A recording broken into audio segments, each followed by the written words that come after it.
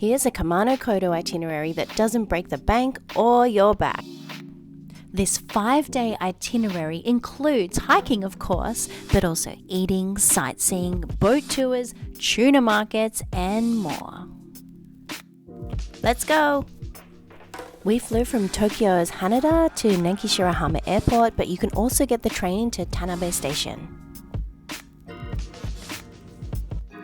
From here, catch the bus to Watarase Onsen. This trip will take around 2 hours, and if after you finish watching this video you want all the details on timetables and costs, etc., please go to my blog, link in the description.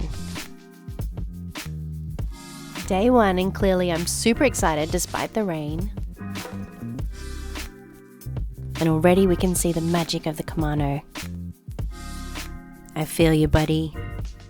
So tonight and tomorrow night you'll stay in the same location, so book some accommodation in either Yunomine Onsen, Watarase Onsen, or Kawayu Onsen, which is where we stayed.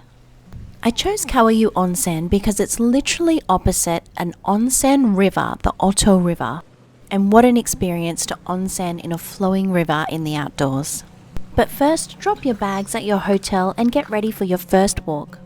So catch a bus to the idyllic Grand Kumano Hongu Taisha. And here, don't forget to buy your Go Shuin Cho, which is the book that you're going to use to collect all your calligraphy stamps along the way. You came here to hike, right? So let's start with the Dainichi-goe trail.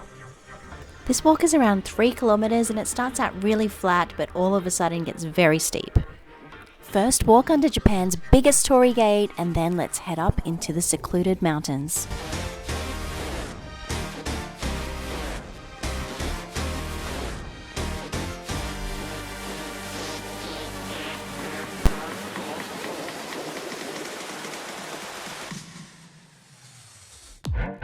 We even saw some Japanese freshwater crabs along the way.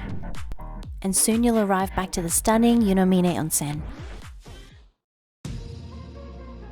Okay, it's day 2. Get yourself prepped because you're going to walk 13 kilometers today. But if that seems a little bit too daunting, skip the Akagi-goe trail and start straight from Hosshinmon-oji. Here's a map of Yunomine Onsen for those adventurous peeps that want to do the Akagi-goe trail today. Here's the end of the Dainichi-goe trail that you finished up yesterday, and right opposite you'll see the start of the Akagi-goe trail. Walk along the road here until you see the start of the trail on the left where these inconspicuous stone steps go up into the mountain. Bye bye civilization. You'll be on this trail for around 3 to 4 hours. It took me 3 hours and 20 minutes to get to Hosshinmon-oji along this trail. I did encounter a snake on this trail. There are venomous pit vipers in the Kumano Kodo, so please be careful and make sure you have a first aid kit with bandages with you. Also, there are no toilets or vending machines on this trail, and you're going to climb to an elevation of 460 meters, so please come prepared with enough water. But the views are absolutely stunning.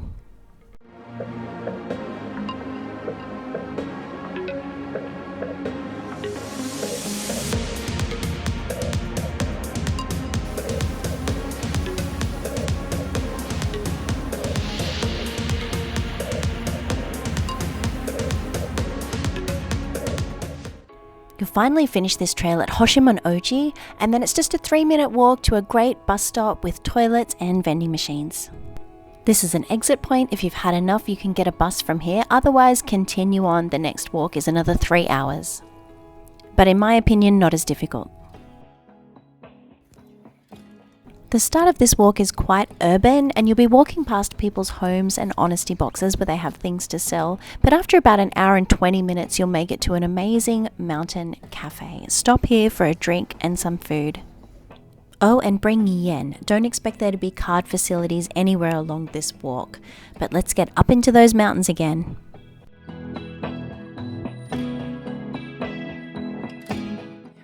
Soon you'll come across this little sign which will give you the option to walk up to a lookout. It was pretty steep, but wow, it was worth it. From here you get a view of Japan's largest torii gate, Hongu's O-Yunahara. And soon you're back at Kumano Hongu Taisha. Yes, you must be tired. From here, get a bus back to your accommodation. Congrats on day 2. Tonight you should treat yourself to some Kumano beef and some Kumano sake. Today, if you're a super experienced hiker, you can take the Dainichi-goe trail, which is 13 kilometers and difficult, or you can get the bus straight to Shingu like I did. And because I was blessed with yet another rainy day, the bus was absolutely packed to Shingu. Shingu itself, though, has a bunch of amazing sights and a great urban walking trail, so that's what I did on this day, and I don't regret it.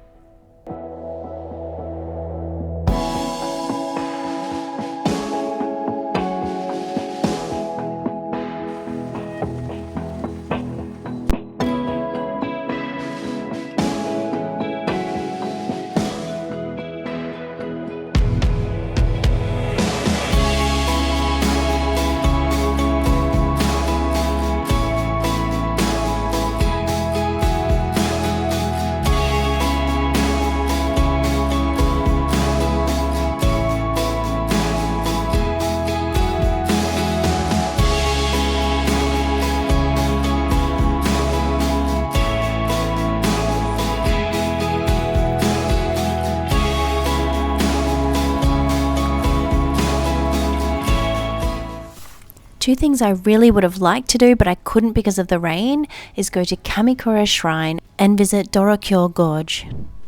So tonight, why not relax at a local izakaya and get a good night's sleep before Nachi tomorrow?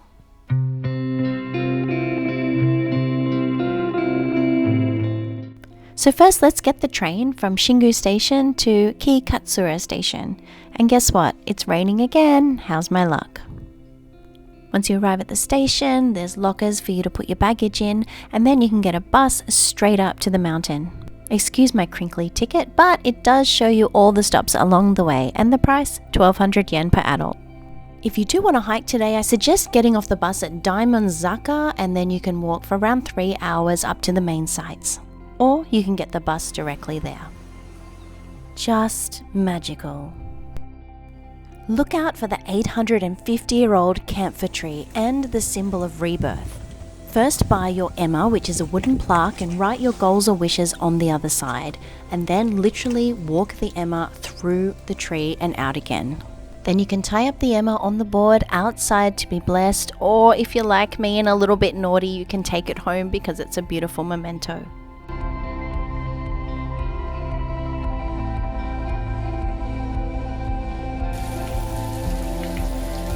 A really unexpected and special part of this trip was actually being able to go inside the pagoda. You just pay 300 yen at the front and it has the most gorgeous view over the falls.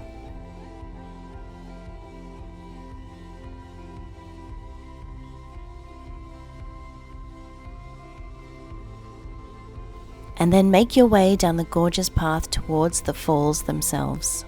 If you want a close-up view, you can pay an extra 300 yen to get really up close to the falls, as in feeling it hit your face. It's amazing.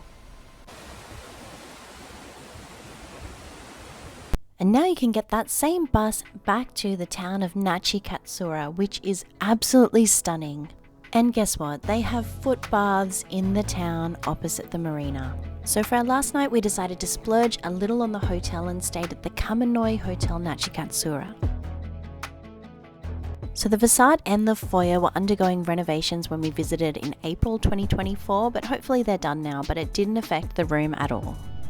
And I do recommend getting the breakfast and dinner included in your stay because the meal is absolutely incredible. And this view is seriously amazing. So it's day 5, your last day in the beautiful prefecture of Wakayama, so best to spend it on the water. But first, visit the biggest tuna market in Japan, the Nachikatsuura market, open at 7 a.m. every day. And if that's made you hungry, go to the Nigiwai market right next door. It opens at 8 a.m. for some fresh food, a tuna cutting show, and some wonderful souvenirs. And from here, it's just a 1 minute's walk to the tourist pier. Buy your tickets for the boat cruise directly opposite. Then hop on your cute whale-shaped boat and off we go.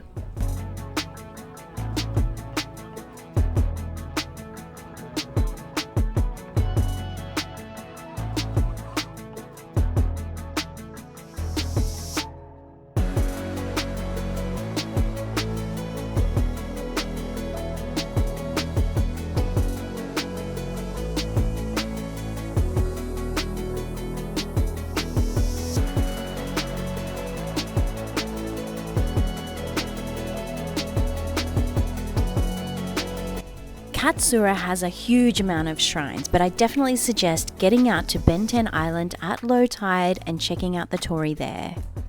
And if you look carefully back towards the mountains, you can see Nachi Falls gracefully falling in the distance. But this adventure must end, so why not end it on a panda train? This cute train, the Kuroshio Express, can take you back to Shirahama, Tanabe Station. It can even take you all the way to Osaka. Thanks for watching, and please subscribe for more Japan travel ideas.